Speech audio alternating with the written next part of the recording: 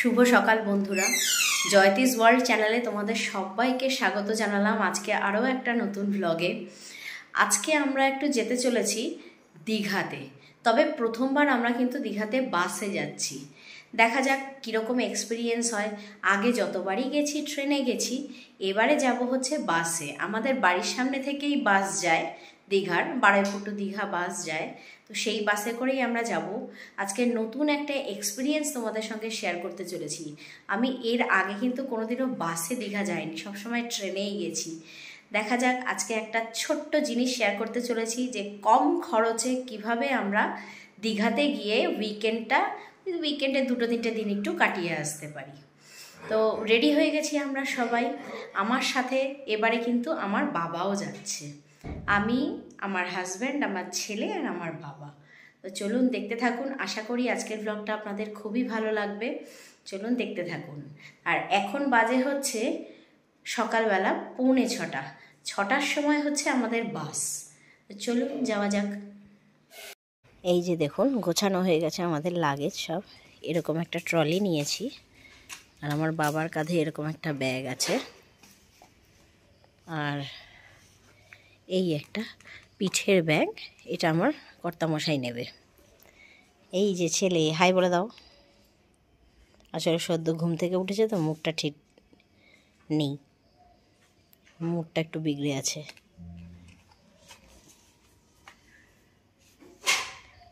দেখুন এখনো পর্যন্ত স্ট্রিট লাইট জ্বলছে। আর এই হলো আমার বাবা, আর ওই যে কর্তামশাই,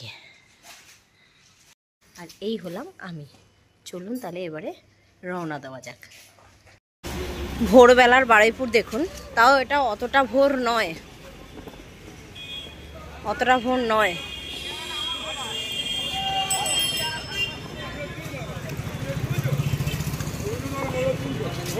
এখন 6টা মতন বাজে। শীতের বেলা তো, ওই জন্য স্ট্রিট লাইটগুলো এখনো পর্যন্ত অফ হয়নি।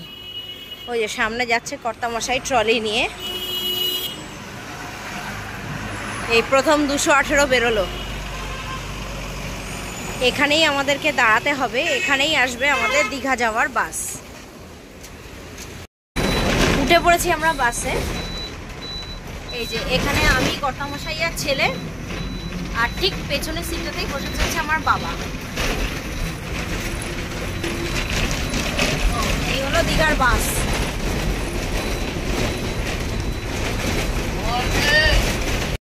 এই যে এই বাসটা, SBSTCর এই বাসটা, বারুইপুর দীঘার বাস। এই বাসটাতেই আমরা এসছি। এই বাসটার ভাড়া হচ্ছে 185 টাকা করে জনপ্রতি। তা এখন আমরা এসে দাঁড়ালাম, বারুইপুর থেকে ছেড়ে এখন এসে দাঁড়ালাম হচ্ছে গড়িয়া 6 নম্বর বাস ডিপোতে।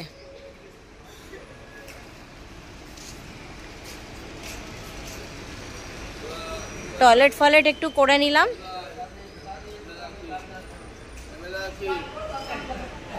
আবারও আমরা উঠে পড়েছি বাসে।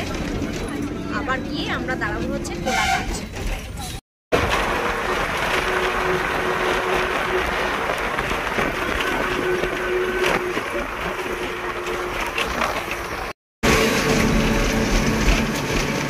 এখন বাস হু হু করে ছুটে চলেছে কোলাঘাটের পথে। কোলাঘাটে গিয়ে আবার ব্রেক।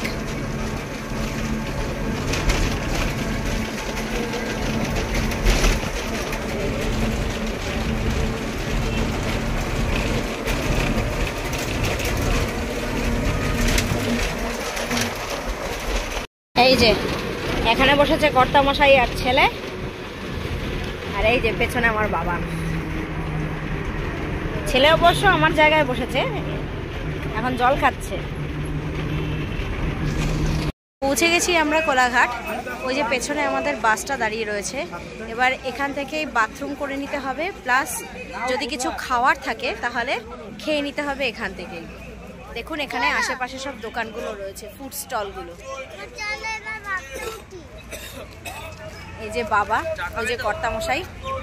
চা দেখো, বাবাইকে জিজ্ঞাসা করো চা খাই কিনা।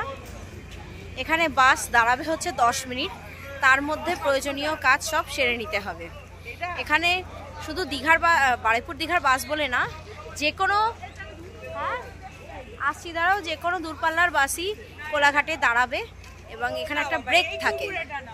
বাসে আসা মানে এই নয় যে টানা বাসে আসতে হবে। বাসে আসলেও এই কোলাঘাটে সব বাসই এসে একবার করে দাঁড়াবে 10 মিনিটের জন্য। এই একটা দোকান আছে, এবার এখান থেকে আমরা একটু চা খাচ্ছি। এখানে সবই পাওয়া যায়। বাটার টোস্ট খান, চমমুড়ি খান, এই তো লুচি, পুরি, ডিম টোস্ট, চমমুড়ি, ডিম টোস্ট, বাটার টোস্ট। আর দেখুন এখানে চপও আছে, গরম গরম চপ ভাজছে। লুচি, পুরি, ডিম টোস্ট, বাটার টোস্ট। এই ভদ্রলোক খালি জিজ্ঞাসা করে যাচ্ছে কখন দীঘা পৌঁছাবো। সবে কোলাঘাট, এখন আরো অনেক দূর, এখনো 3 ঘন্টা। জানি না কোথায় এলাম, এটা কোলাঘাট। কোলাঘাট। দেখুন সব বাসগুলো একে একে এই দোকানটার সামনে এসে দাঁড়িয়েছে। এইদিকেও দোকান আছে, সব চিপস ফিপস, কোল্ড ড্রিঙ্কস, ডিম টোস্ট, বাটার টোস্ট, চপ, সব কিছুরই দোকান আছে এখানে। আর এই হচ্ছে আমার ব্যস্ত বাগিস, বলে চলো বাসে উঠি। দাঁড়া, চা খাবো না? এখন 10 মিনিটস বাস দাঁড়াবে, 10 মিনিটস দাঁড়াবে। এই বাবা চা খাচ্ছে এখানে। কর্তামশাই গেল কোথায়? ওই যে কর্তামশাই এই দোকানে। এই বাসটাও এই দোকানের সামনেই এসে দাঁড়িয়েছে। এটা হচ্ছে বেলঘড়িয়া দীঘার বাস।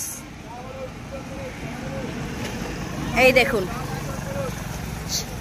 সারি দিয়ে সব বাসগুলো দাঁড়ানো, বিভিন্ন জায়গা থেকে সব আসছে। এই দেখুন গাড়ি নিয়েও আসছে। এই হলো হাইওয়ে।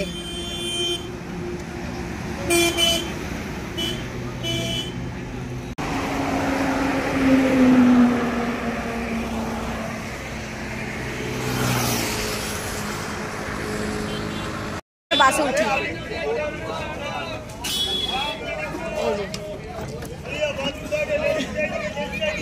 আমাদের বাস কোলাঘাট থেকে এবার বেরিয়ে গেলাম, আর কোথাও দাঁড়াবে না, এবার সোজা দীঘা। পৌঁছে গেছি আমরা দীঘাতে। আমরা এবারে রয়েছি নিউ দীঘাতে। নিউ দীঘাতে ওয়েস্ট বেঙ্গল গভর্নমেন্টের যে গেস্ট হাউসটা আছে, আমরা সেখানেই এবারে উঠেছি। সব থেকে কম খরচে কিভাবে দীঘা আসা যায় আপনাদের কাছে এবারে সেটাই শেয়ার করব। চলুন তাহলে এবার যাওয়া যাক ওয়েস্ট বেঙ্গল গভর্নমেন্টের যেটা গেস্ট হাউস রয়েছে। আমি কোনোদিনও আগে এসে থাকিনি, দীঘায় এসেছি প্রচুরবার। এইবারে প্রথম আর কি ওয়েস্ট বেঙ্গল গভর্নমেন্টের যেটা গেস্ট হাউস রয়েছে সেখানে যাব। সেটা হচ্ছে সায়েন্স মিউজিয়ামের ঠিক অপোজিটে। চলুন তাহলে এবারে যাই, গিয়ে দেখি কীরকম। এটা অবশ্য আমরা অনলাইনে বুকিং করেছি। আপনারা যদি কেউ ওয়েস্ট বেঙ্গল গভর্নমেন্টের গেস্ট হাউস বুক করতে চান তাহলে পরে কিন্তু এখানে এসে কিন্তু বুকিং করতে পারবেন না। এটা কিন্তু আগের থেকে আপনাদেরকে বুক করে তারপরে আসতে হবে। এই হলো পশ্চিমবঙ্গ সরকারের, এটা হলো অবসারিকা, এটার নাম হচ্ছে অবসারিকা অবকাশ ভবন। এইখানেই আমরা রুম বুক করেছি। পার ডে 600 টাকা করে এখানে পড়বে। তবে এটা কিন্তু এমনি অ্যাভেলেবেল নয়, এসেই আপনারা নিতে পারবেন না রুম, আগের থেকে বুক করে তারপর কিন্তু আসতে হবে।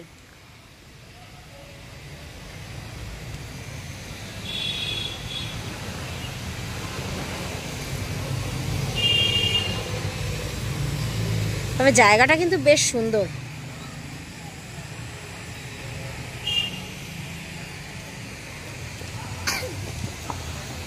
এখানে একটা অ্যাকোয়ারিয়াম আছে, আমার ছেলে চলে গেছে দেখতে।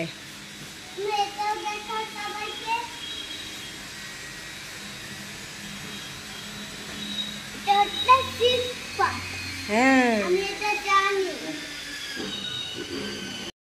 রুমে চলে এসেছি বন্ধুরা, স্নানও হয়ে গেছে, সবাই আমরা ফ্রেশ হয়ে গেছি। এবারে যাব খেতে। এই পর্যন্তই তাহলে আজকের ভিডিওটা রাখলাম। এই পর্যন্ত যদি ভালো লেগে থাকে তাহলে প্লিজ লাইক করবেন, শেয়ার করবেন, কমেন্ট করবেন, আর অবশ্যই চ্যানেলটাকে সাবস্ক্রাইব করতে কিন্তু ভুলবেন না। এবারে আসতে চলেছে সব দীঘার ব্লগ, দেখতে থাকুন, আশা করি নিশ্চয়ই ভালো লাগবে। তাহলে আজকে এই পর্যন্তই থাকলো, আবার আপনাদের সঙ্গে দেখা হবে আগামী কোনো একটা ব্লগে। ভালো থাকবেন সবাই, সুস্থ থাকবেন। আজকের মতন তাহলে এখানেই, বাই বাই।